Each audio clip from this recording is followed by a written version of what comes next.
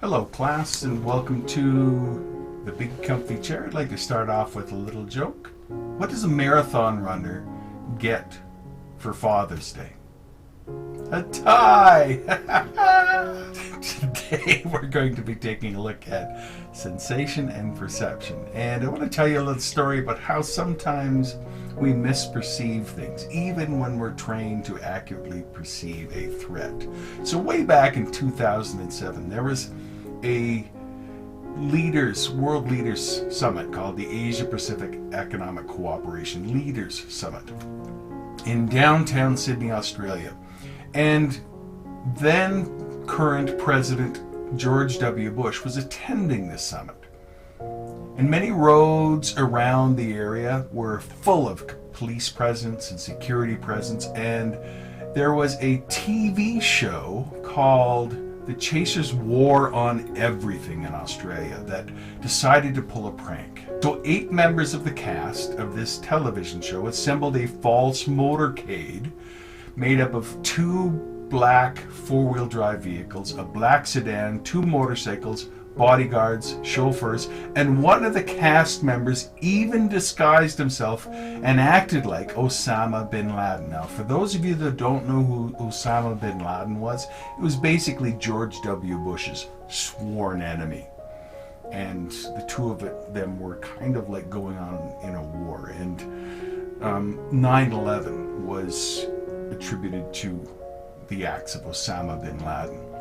Now, the group's motorcade drove through Sydney's central business district and entered the security zone of the meeting.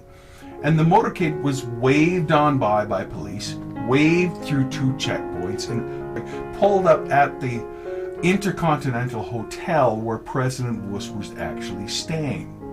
It was at that point that the TV show got a little freaked out that they'd even gotten that far, and one of the cast members then got out of his vehicle, the guy that was dressed up as Osama bin Laden, and started to complain that he hadn't been invited to the APEC summit. And it was only then that security personnel and police moved in to check their identities. Now, after the group had been arrested, they testified that they made almost no effort to disguise themselves and to make it as obvious as possible that this was a prank. The only realistic attempt that they made to fool the police is they put a few Canadian flags on their vehicles. Other than that, the group obviously had fake credentials. In fact, all of their security passes had printed in bold letters over top of everything, joke, and said insecurity, and had words like, this is pretty obviously a fake pass. And all of that was clearly marked, and yet no one bothered to check their credentials.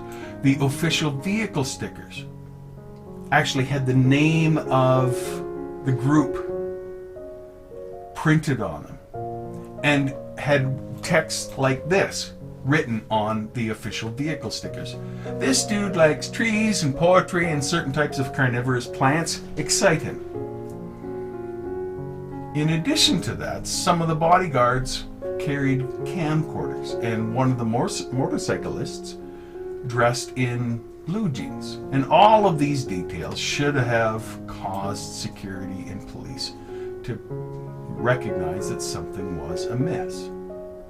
Now, the TV show's lawyer even signed off on the stunt, assuming that they would never make it past the first checkpoint of the APEC meeting. The whole point of this for the TV show was to spark a debate about what leaders should be invited and also about issues of security at the event.